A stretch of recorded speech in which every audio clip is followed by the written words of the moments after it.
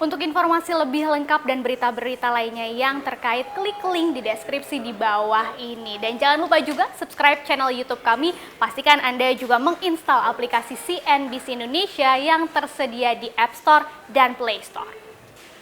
Bukan hanya dengan China, kali ini negara adidaya Amerika Serikat dan sekutunya juga bersitegang dengan Rusia. Bahkan tidak main-main karena merasa diusik oleh oposisi Barat, baru-baru ini Rusia juga mengatakan siap perang dengan AS dan Eropa. Apa sih penyebabnya? Kita akan bahas bersama. Kita ke slide yang pertama terlebih dahulu. Ini penyebab konflik Rusia versus Barat ya. Jadi ketegangan antara AS dan Barat ini muncul sebetulnya karena persoalan dari kepemilikan semenanjung Crimea ya. Ini wilayah yang sama-sama diklaim baik itu oleh Ukraina dan Rusia. Sebenarnya tuh ada dua nih yang terlibat, Rusia dan Ukraina gitu. Dan sebetulnya sudah terjadi konfliknya sejak tahun 2014 lalu. Jadi singkat kata kalau kita bahas terlalu panjang gitu ya, saat itu tahun 2014 Rusia sudah merebut semenanjung Crimea dari Ukraina dan mendukung pemberontakan separatis nih yang berusaha menggabungkan wilayah itu dengan Moskow, ibu kota Rusia. Nah, menurut Rusia, Crimea ini merupakan wilayah bekas pecahan Uni Soviet gitu. Jadi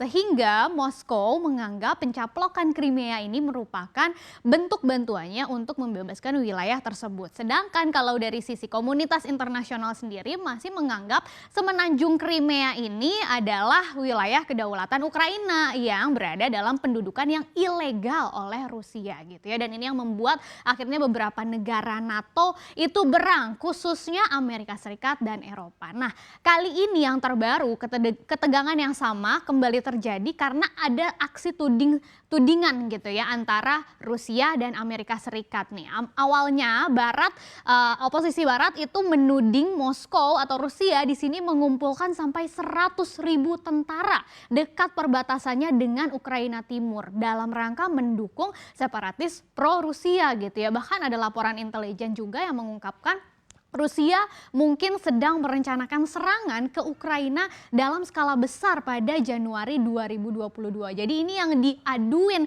sama Ukraina ke Amerika Serikat gitu kan sebagai pendukungnya. Nah, tapi Rusia membantah semuanya itu, bahkan justru Rusia mengatakan Ukraina nih yang lebih dulu ingin menyerang Rusia dengan mengerahkan separuh pasokannya ke zona konflik timur. Dan pasukan Ukraina sendiri memang sudah memodernisasi dan memperoleh drone serang ya dari anggota NATO Turki yang makin menyulut amarah Rusia itu sejak Oktober kemarin gitu ya di tahun 2021 ini. Sementara itu Amerika Serikat juga mendapatkan berbagai tudingan.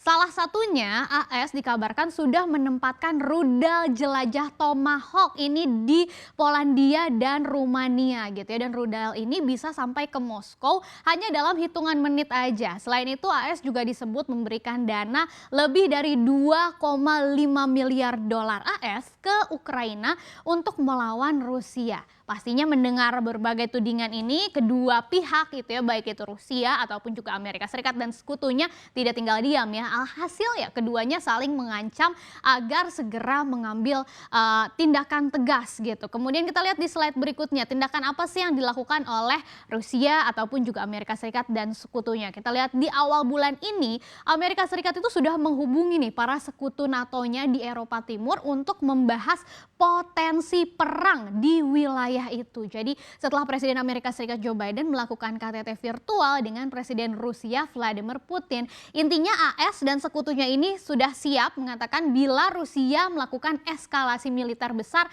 di wilayah tersebut ya. Mengutip CNBC International, seorang pejabat yang tidak mau disebutkan namanya mengatakan Gedung Putih sangat marah nih dengan aksi Moskow ini yang terus-menerus melakukan mobilisasi pasukan ke wilayah Crimea. Sehingga dalam pertemuan KTT dengan Putin, Joe Biden dan Putin gitu ya, Biden ini dilaporkan mengancam Rusia akan memberikan sanksi-sanksi yang keras atau tegas kalau Moskow terus melakukan serangan terhadap Ukraina gitu. Kemudian ekonomi Rusia diyakini akan babak belur dengan sanksi-sanksi yang akan diberikan nanti. Dan mendengar hal ini tentu Rusia juga juga semakin panas, akhirnya Rusia memilih bersatu dengan rivalnya AS nih strateginya ya, yang menjadi kekuatan militer besar global, yaitu siapa lagi kalau bukan China. Jadi pertengahan Desember ini Presiden China Xi Jinping itu sudah bertemu dengan Presiden Rusia Vladimir Putin secara virtual gitu. Hasilnya Rusia dapat loh dukungan China untuk menjamin keamanan negaranya dari oposisi barat gitu, dan keduanya juga memang menggarisbawahi bagaimana permusuhan dengan Amerika dan sekutunya akhirnya membawa Beijing dan Moskow itu lebih dekat satu sama lain lagi. Jadi Rusia tahu nih titik lemahnya Amerika Serikat gitu ya. Kemudian Rusia juga beberapa waktu lalu memberi sinyal bakal meluncurkan rudal nuklir jarak menengahnya ke Eropa gitu, dan peringatan ini keluar dari mulut Wakil Menteri Luar Negeri Rusia secara langsung.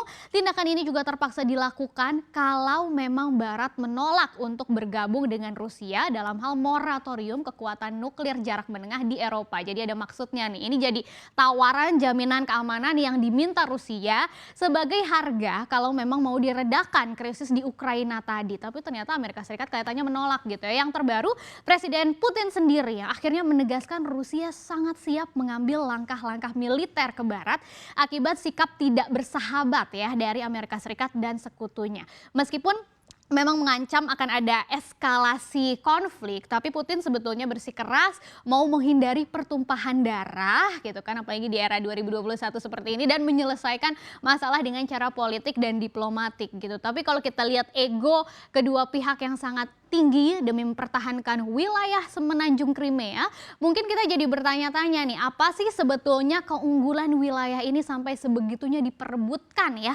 Bukan cuma sama Ukraina sebetulnya, sama pendukung-dukungnya juga ya, seperti Amerika Serikat dan Eropa. Kemudian kita lihat di slide yang terakhir, ternyata ini yang menariknya di luar isu geopolitik gitu ya, ada isu energi di balik konflik ini. Jadi salah satu faktor yang membuat Crimea itu jadi rebutan adalah letak geografisnya si semenanjung Crimea ini tuh ada di Laut Hitam, dan ini menjadikannya sebagai jalur pipa gas yang strategis di wilayah itu. Kenapa sih penting bagi Rusia?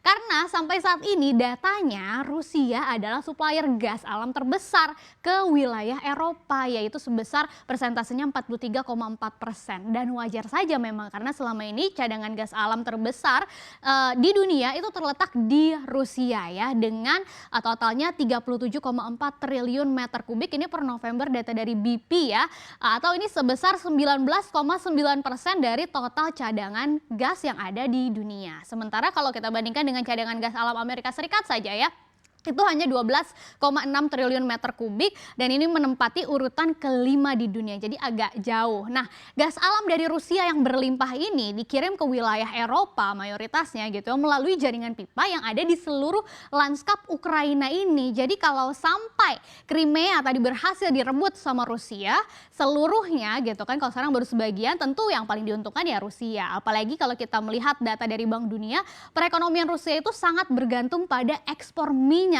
dan gas alam. Tentu saja Amerika Serikat dan Eropa nggak mau dong Rusia meraup keuntungannya sendirian aja gitu. Tapi di satu sisi mirisnya Eropa juga tidak bisa menampik kalau selama ini ya mereka tidak bisa lepas sebetulnya dari cadangan gas Rusia tadi. Apalagi ketika beberapa waktu lalu kita ingat benua biru ini mengalami krisis energi, malah Eropa akhirnya menuding Rusia lagi jadi penyebabnya gitu ya, dengan sengaja katanya mengurangi pasokan gas demi kepentingan politik gitu. Jadi ada kepentingan di baliknya. Padahal Rusia sendiri sih mengklaim telah meningkatkan pasokan gasnya ke Eropa sebesar 15% sepanjang tahun ini. Sudah ditingkatkan saja masih mengalami krisis energi ya di Eropa. Kita akan nantikan bersama seperti apa kelanjutan konflik antara Rusia dan Ukraina yang di-backing oleh Amerika Serikat dan sekutunya termasuk juga Eropa gitu ya. Apakah akan mendapatkan titik temu atau justru perang dengan AS dan Eropa di masa seperti ini betul-betul akan terjadi.